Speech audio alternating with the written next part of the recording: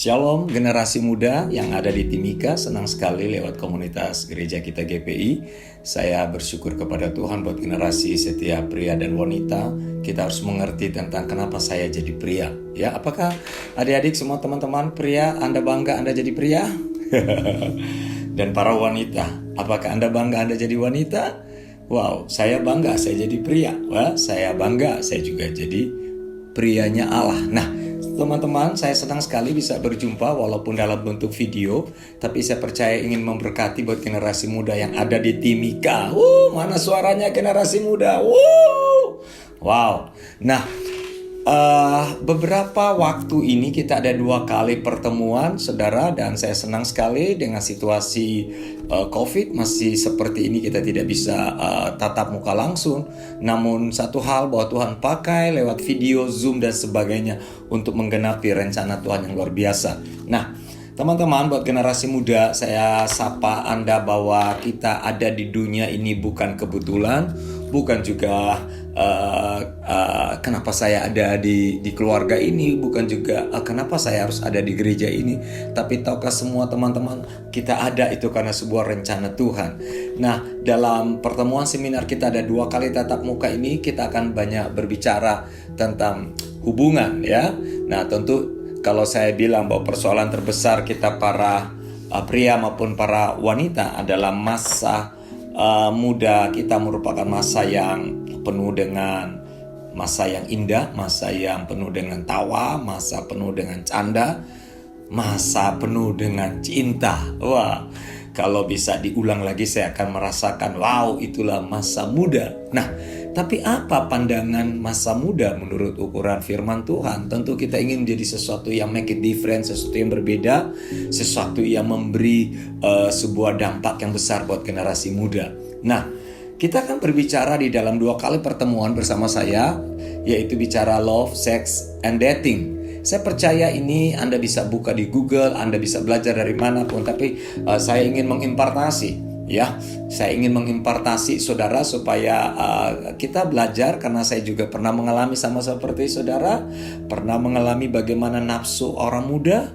Tapi saya bersyukur kepada Tuhan, saya punya Bapak rohani, saya dimentor, sehingga waktu menikah, kita menikah di dalam kekudusan.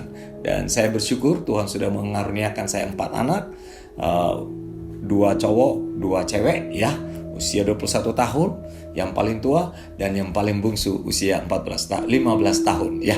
Baik, saudara, saya akan bicara 3 hal di dalam awal sesi kita ini, bicara tentang tujuan hidup.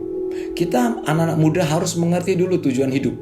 Karena kalau kita tidak tahu tujuan hidup, maka kita akan membangun hubungan atau istilah dunia yaitu pacaran.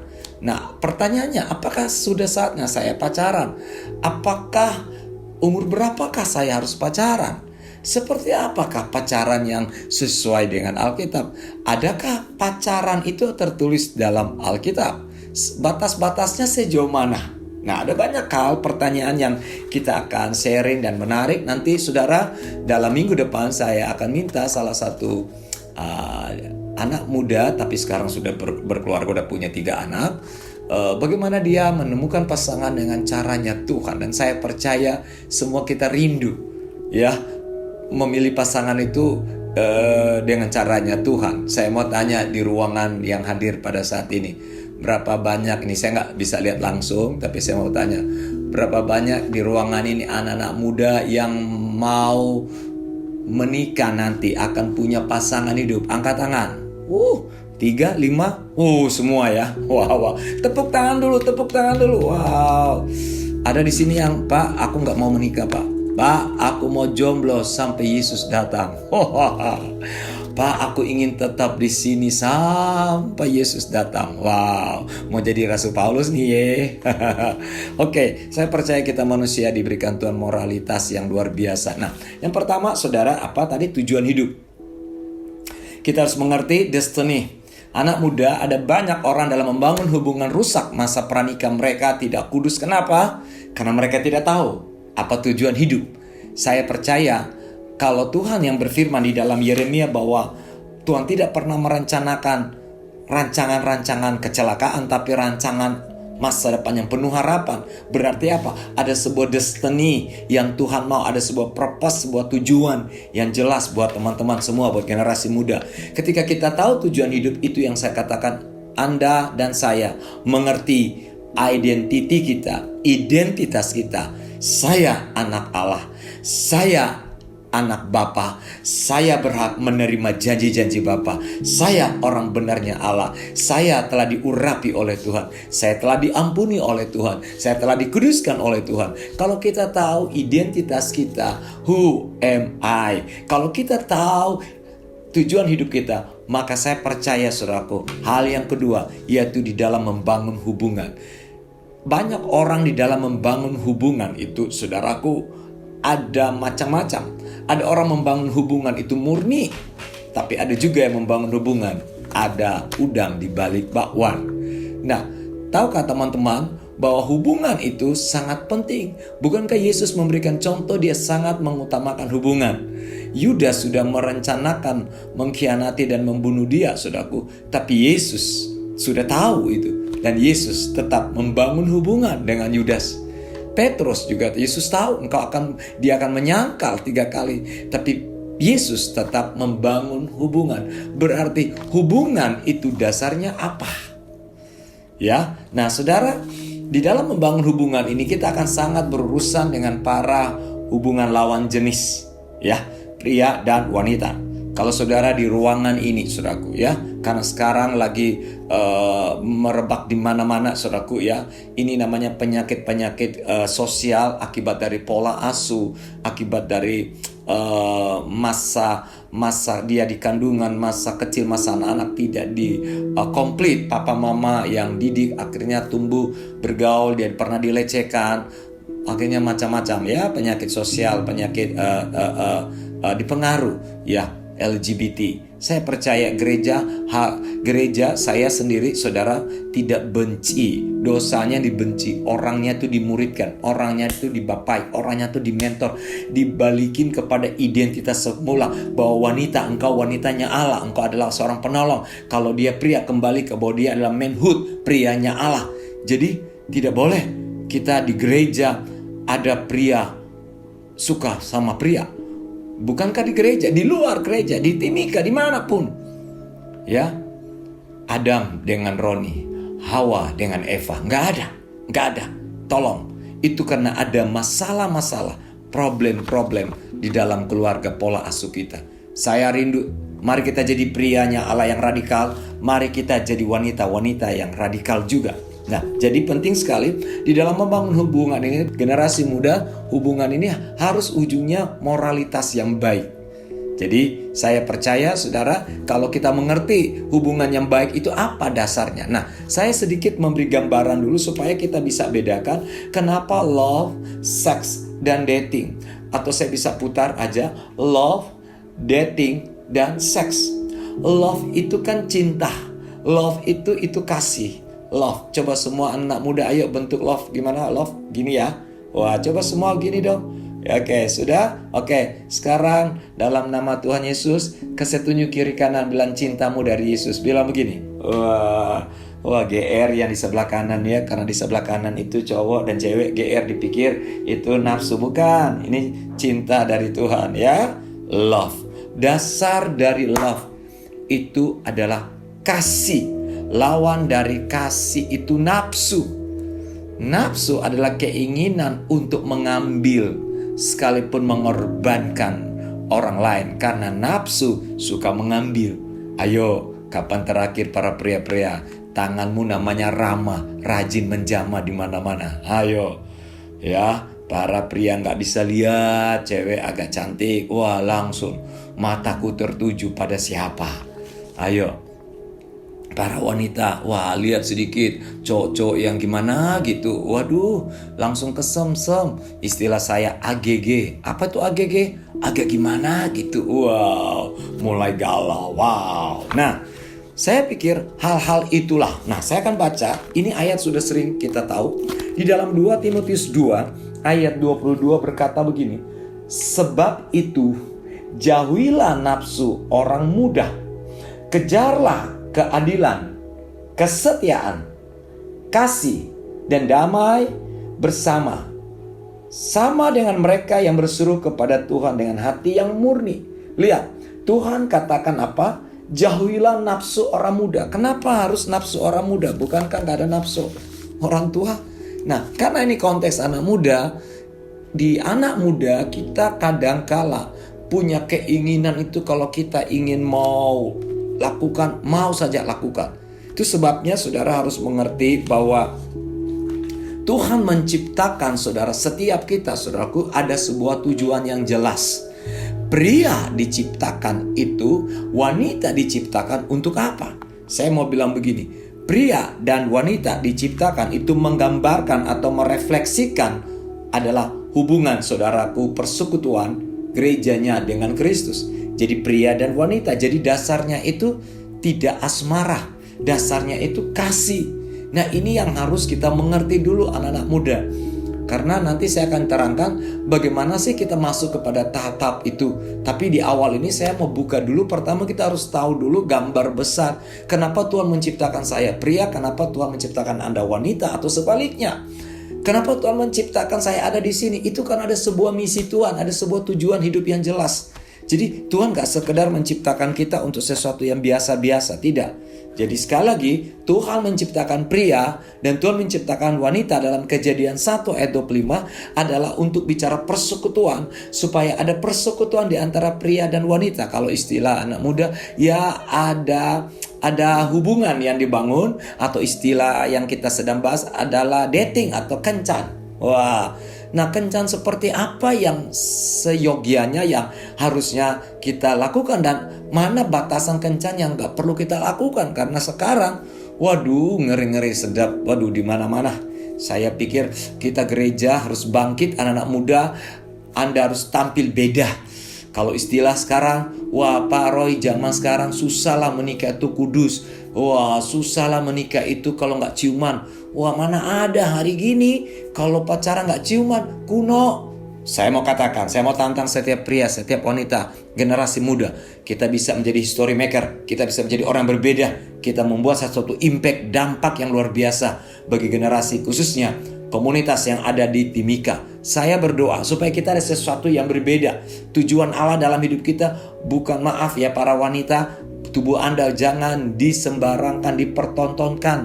Hai para pria, keperjakaanmu, para wanita, keperawananmu itu diberikan Tuhan, dan itu dinikmati pada waktu dan saatnya ketika engkau masuk dalam pernikahan yang Tuhan kehendaki. Amin, amin. Tentu kita rindu. Siapa di sini kalau saya tanya, ayo siapa yang mau nanti kalau dia menikah rumah tangganya hancur? Ada? Nggak ada. Siapa di sini kalau mau menikah kepingin suami saya nanti akan selingkuh?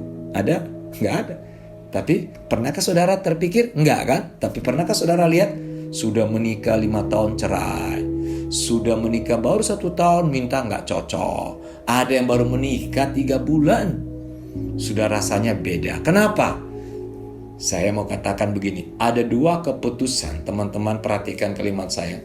Ada 2 keputusan yang tidak boleh salah. Apa ya? Ada 2 keputusan yang tidak boleh salah dalam hidupmu. Keputusan yang lain Anda boleh salah. Salah masuk, ambil jurusan, bisa kuliah di tempat lain. Salah kerja, harusnya perusahaan ini bisa pindah. Tapi 2 ini yang pertama. Menerima Tuhan Yesus sebagai Tuhan dan Juru Selamat, jangan sampai salah. Yang kedua, memilih pasangan hidup, jangan sampai salah. Itu sebabnya karena waktu umur kita yang paling panjang generasi muda bukan usia remaja, bukan usia muda, tapi umur yang paling terpanjang namanya usia pernikahan. Saya sudah 22 tahun dalam pernikahan. Berarti seperti itulah saya harus bersama-sama dengan istri saya, bersama-sama dengan kelebihan dan kekurangan dia, dan tetap punya hati melayani, tetap melihat generasi muda. Dengan orang siapakah Anda akan bersama-sama seumur panjang perjalanan hidup pernikahan? Itu sebabnya saya mau katakan saudara, biarlah hari ini kita mendengar kebenaran, bukan yang kita mau, tapi itu yang Tuhan mau. Amin teman-teman. Supaya teman-teman gak sembarang, wah asal aja sikat aja, wah lihat ini. Wah kita udah gak perlu konfirmasi kepada Tuhan. Nah hari ini Alkitab berkata, jauhilah nafsu orang muda. Kenapa? Karena orang muda sangat kuat pengaruhnya. Itu sebabnya Timotius bilang lewat Rasul Paulus, kejarlah apa yang harus dikejar. Lihat, keadilan, apalagi kesetiaan, kasih, damai sejahtera. Coba kita cek dalam pergaulan kita hari-hari, ada nggak 4 hal ini? Keadilan, kesetiaan, kasih, damai sejahtera. Kalau itu ada, saya percaya Anda ada dalam tracknya Tuhan. Tapi kalau itu enggak, Anda bangun hubungan dengan, misalnya ini contoh, ada cowok, datang ke gereja kita atau gereja siapa, ternyata dia punya tujuan. Dia mau bangun hubungan karena ada yang sedia dia incar. Nah, kategori 4 poin itu tidak masuk. Berarti enggak adil. Kedua, kasih itu sabar, tapi itu nafsu. Saya percaya, saudara, Tuhan memberikan pasangan itu bukan kita harus cari di mana-mana. Kadangkala itu ada di sekitar kita. Hanya kita permintaannya terlalu tinggi-tinggi. Yang wanita kepingin, kalau calon suami saya harus seperti apa. Yang pria, calon istriku harus cantik. Bodinya kayak gitar Spanyol. Waduh, macam-macam. Waduh, susah ya. Nah, tapi kita harus mengerti bahwa Tuhan tidak memberikan pencobaan yang melebihi batas kita. Terkadang generasi muda kita lah yang mencobai batasan-batasan itu. Saya beri contoh. Kalau saudara jalan berdua dengan lawan jenis di tempat yang tidak perlu di tempat itu karena itu kurang sopan. Nah, akhirnya apa? Sebenarnya mencoba itu bukan kita suka bela iblis. Bukan. Kita udah tahu area mana kita jatuh. Kita harus ada komunitas. Kita berdua eksklusif. Akhirnya jatuh. Jadi sebenarnya jatuh itu Anda yang merencanakan. Bukan karena iblis ya. Enak aja kita yang sendiri yang suka, kita salahkan iblis. Jadi sebenarnya konsep kita harus mengerti bahwa hidup saya ini dipersiapkan Tuhan untuk sebuah pernikahan, untuk sebuah keluarga ilahi, ya. Jadi teman-teman yang dikasih oleh Tuhan, jadi love di sini itu bicara kasih, lalu dating ini kencan di sini, saudara, itu waktu berkualitas. Jangan kencan itu bahasanya cuma nih. Kalau teman-teman di sini di ruangan ini yang sudah ada calon ya, saya tidak bilang pacar, sudah ada calon tunangannya sudah ada ya. Karena kalau pacar, apa beda pacaran? Pacaran itu kan saudara mau coba-coba ya. Saya akan menyampaikan ada beberapa prinsip supaya kita bisa tahu gambarannya. Jadi sekali lagi saudaraku, ketika generasi muda tahu tujuan hidup, maka dia akan membangun hubungan dengan nilai moralitas yang baik. Lalu saudaraku, dia punya kreativitas akan muncul di dalam anak muda. Nah, kalau kita anak muda, teman-teman, tidak pernah tahu tujuan hidup, kita asal-asalan ya. Saya percaya begini, teman-teman, ketika Anda mengetahui tujuan hidup Anda, maka kompetensi Anda dalam dirimu itu akan jadi 2 kata, produktif dan kreatif. Itu akan terus move on, itu akan terus bergerak. Kenapa? Orang yang tahu siapa diri dia akan terus bergerak. Maka dia tidak akan sia-siakan hidup pergaulan dia dengan pergaulan yang buruk ya. Nah, ada beberapa poin yang saya akan sampaikan di sesi pertama ini dulu, karena nanti sesi berikut saya akan menyampaikan bagaimana saudara di dalam memilih pasangan hidup sampai kepada jenjang pernikahan. Tapi ini saya akan menggunakan kata kencan. Kata kencan itu bahasa umum itu pacaran. Nah, apa batasan-batasannya? Bagaimana menurut kita sebagai orang Kristen? Bagaimana? Nah, yang pertama, teman-teman, kita harus tahu pacaran itu harus dasarnya apa? Kencan itu dasarnya apa? Kasih. Ingat, dasar dari kita membangun hubungan kasih. Perhatikan, no asmara. Perhatikan, no sex. Kalau saudara membangun kencan dengan lawan jenis, Anda membangun hubungan, sudah ada asmara, ujung-ujungnya pasti Anda akan melakukan dosa seks. Tapi kalau saudara membangun hubungan itu dasarnya kasih, Anda mengasihi dia sebagaimana Yesus mengasihi dia, maka Anda tidak akan mengobok-obokkan tubuhnya, Anda akan menghormati, Anda akan menghargai. Ya, wah, kalau teman-teman berkata, ya kan Pak, susah loh sekarang kalau nggak mau pegang tangan. Nah, Tahu nggak teman-teman, kalau Anda suka pegang tangan cewekmu, calonmu, pertama pegang tangan kan, biasa ya. Nanti lama-lama udah nggak berasa, pegang lagi di tempat yang lain. Lama-lama nggak berasa, pegang lagi di tempat lain.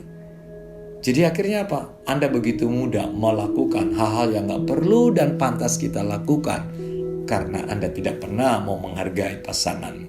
Jadi kencan atau pacaran tuh harus didasari apa? Kasih Allah ya.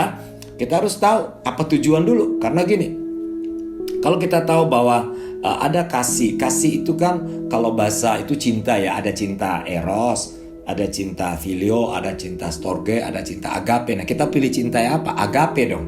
Agape itu kasih Allah, ya. Kasih yang tidak menuntut. Nah, kalau kita lihat saudaraku, cinta itu kan apa ya? Saya coba tulis begini. Suatu perlakuan yang diperlakukan terhadap seseorang bukan karena perasaan emosi atau nafsu atau birahi. Nah, itu cinta yang benar. Tapi kalau cinta yang didasari oleh nafsu, oleh keinginan, oleh hal-hal yang najis, itu bukan cinta. Itu sudah merusak. Dan kalau kita saudaraku jatuh di area itu, maka hal itu sangat fatal. Saya sangat menghargai kalau engkau hai para wanita, hormati tubuhmu, biarlah engkau akan menyerahkan keperawananmu ketika engkau sudah menikah dan pernikahanmu disaksikan oleh Tuhan, oleh keluarga, dan oleh gereja. Ya, jadi hargai, hormati, karena itu merupakan berkat bagi keturunanmu nanti. Anak-anakmu akan bangga, aku punya papa mama, mereka hidupnya kudus waktu pacaran. Aku punya opa oma, mereka punya pacaran kudus. Bukankah kita menjadi suatu kesaksian yang luar biasa? Ya teman-teman, ya itu yang pertama. Jadi kencan atau pacaran kita harus didasari dari apa? Kasih Allah. Yang kedua, kita jadi bukan kasih Allah, bukan kasih birahi atau kasih seperti itu ya. Jadi kalau saya mau bilang begini, bangun hubungan aja, tapi no asmara, apalagi no seks ya. Kita bangun hubungan. Yang kedua, ini ketika kita sudah masuk kepada tahap yang kedua, namanya tahap di dalam membangun kencan atau pacaran menurut kita bahasa umum aja. Yang pertama kan tentu kan kita harus tahu, teman-teman di sini apalagi sudah usia berapa. Nah, ada yang bertanya, Pak, di gereja kami Kak, kapan Kak usia yang tepat untuk pacaran ya? Nah, kalau saya mau suruh diskusi, coba diskusi sekarang dengan temanmu. Coba berdua menurut kamu usia yang tepat untuk pacaran berapa ya? Oke, boleh Kak 1 menit? Oke, coba kiri kanan. Silakan sambil saya mau lihat saya punya materi dulu. Ya, silakan ya. 1 menit aja. Menurut kamu usia berapa? 20, 18, 25. Silakan. Tanya dulu ya.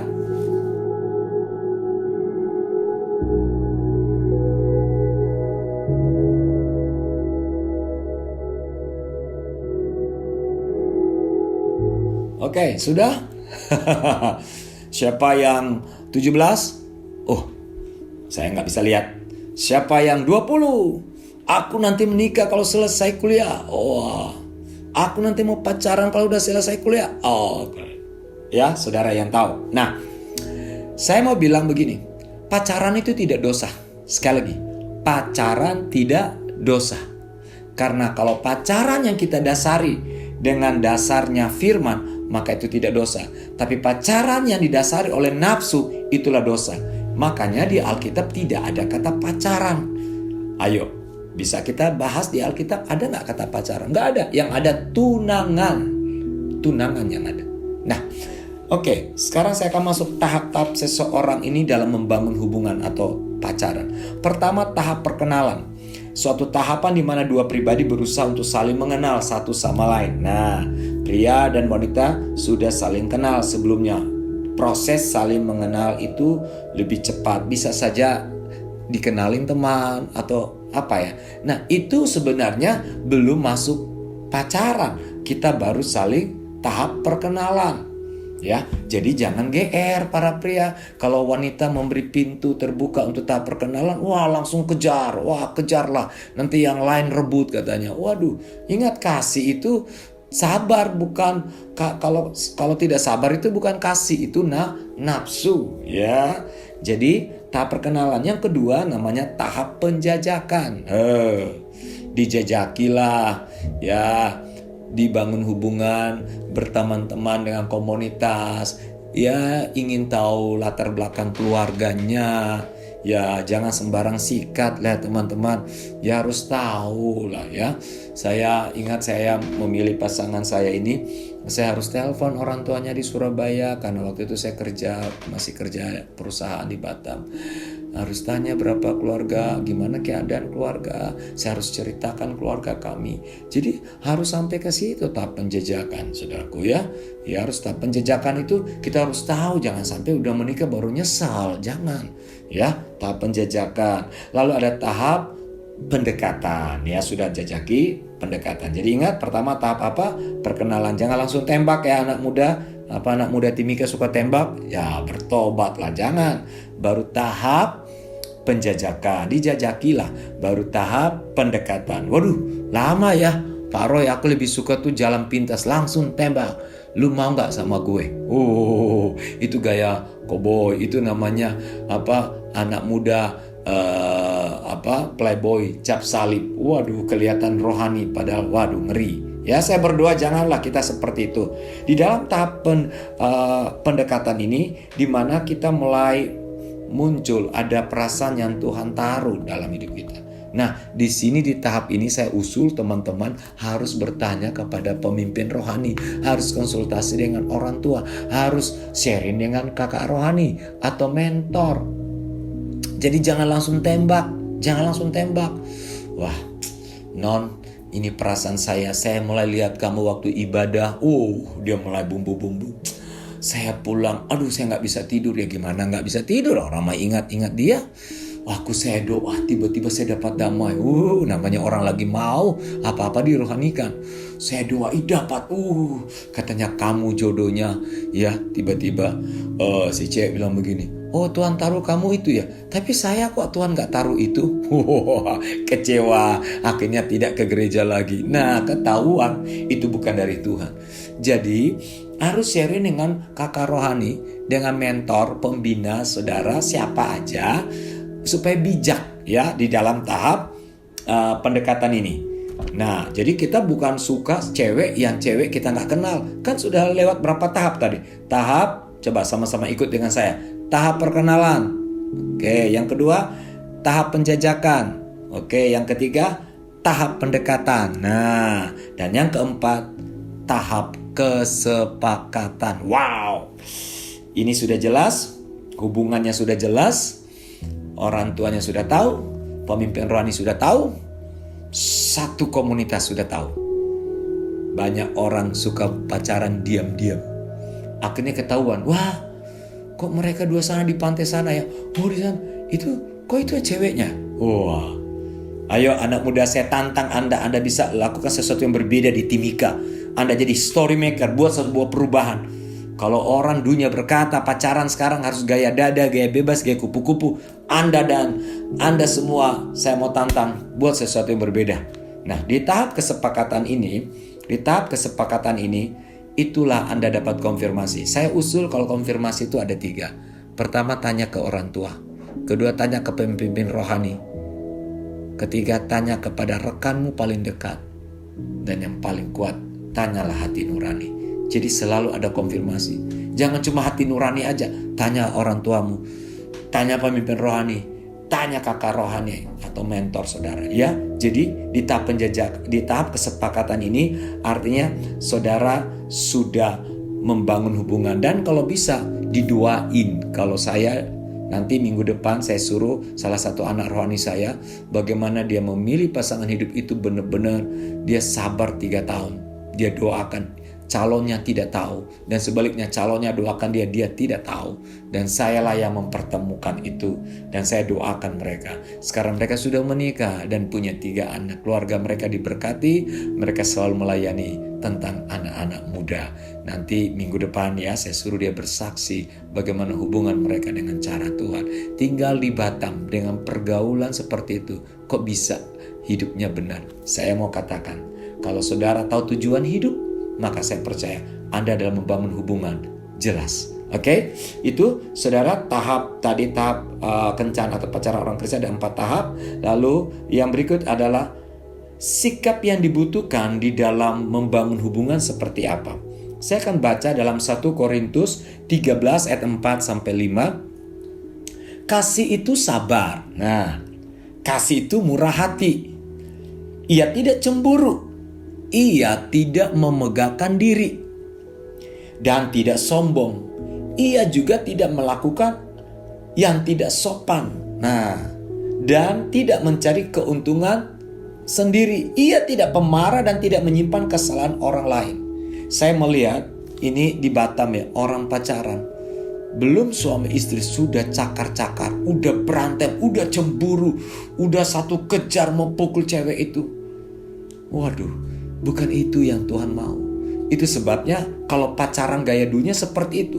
Lihat, Alkitab katakan, sikap apakah yang dibutuhkan ketika Anda yang sudah ada pasangan dan Anda harus membangun hubungan sebelum masuk kepada jenjang pernikahan. Lihat, dari 1 Korintus 13 ayat 4-5. Itu berbeda dengan cara dunia sekarang. Cara dunia saudaraku nafsu, cara dunia pukul-pukulan. Cara Tuhan gak boleh. Kita harus sopan. Itu sebabnya kita harus menghargai wanita itu. Jangan pegang sana, pegang sini. Jangan. Ciuman itu dilakukan ciuman pertama ketika engkau ada teng di gereja. Dan waktu engkau angkat cadar itulah ciuman yang pertama Anda. Wow. Anda berkata, aduh Pak Roy susah lah sekarang. Bisa, saya tantang Anda bisa. Buat sesuatu yang berbeda. Ya, sehingga kesaksianmu, pernikahanmu nanti, wow, jadi kesaksian yang luar biasa. Ya, jadi masing-masing kita harus mempraktekkan. Berarti hal-hal apa yang dibutuhkan? Yaitu kasih. Ini kita bahas aja di ayat ini. Yang dibutuhkan apa? Tidak boleh cemburu. Jangan saudara, cewek Anda lagi dalam pelayanan dengan cowok Anda, tapi mereka ada 4-5 orang, udah cemburu. Aku gak setuju ya, kamu dekat-dekat dengan dia ya. Ingat, kamu calon saya ya. Waduh, itu belum menikah udah kayak gitu, gimana menikah? Lalu pakai gaya lagi. Tahu gak kenapa saya cemburu? Karena saya sayang kamu, ember. Waduh, gombal. Bener gak? Enggak. Justru yang benar itu dari sebelum menikah jangan cemburu. Kalau sebelum menikah udah cemburu itu udah gak Alkitabiah ya. Lalu apa katanya? Apa yang dibutuhkan di dalam membangun hubungan? Kita jangan memegahkan diri. Oh Pak Roy, kami kan ini pendoa, calon saya pendoa, saya pendoa, doa terus berdua. Nenek bilang berbahaya, dia doa berdua terus. Saya sarankan kalau engkau dalam bangun hubungan jangan berdua, jangan. Harus ada teman, komunitas supaya Anda dijaga ya. Itu hal-hal yang dibutuhkan. Lalu saudara, yang kita harus belajar juga begini. Apakah batasan-batasan? Apa batasan-batasan kita selama kita membangun hubungan atau kencan atau pacaran? Apa batasan-batasan? Tadi saya sudah singgung, tapi saya ingatin kembali begini. Kalau saudara membiasakan tangan saudara suka peluk-peluk, raba-raba, berarti saudara sedang menciptakan pernikahan saudara. Itu begitu murahan. Sekali lagi, kalau saudara membiasakan di dalam membangun hubungan dengan calon istrimu, Anda sudah pegang sana, pegang sini, atau istilah raba-raba, maka Anda tidak sedang menghormati pernikahan yang Anda persiapkan. Camkan ini teman-teman. Karena saya lihat banyak orang pernikahan sudah 10 tahun cerai, sudah 5 tahun. Kenapa? Karena mereka melakukan hal yang tidak kudus sebelum pernikahan itu. Ya, jadi ada batasan-batasan. Misalnya, jangan selalu berdua di tempat yang gelap. Batasan apa? Jangan pergi berdua. Saya dengan istri kami membuat komitmen untuk tidak pegangan-pegangan. Tahun 96, 97, 98 saya membuat komitmen untuk tidak pegang-pegangan. Itu sebabnya sekarang kalau saya jalan dari istri gak bisa, saya gak pegang.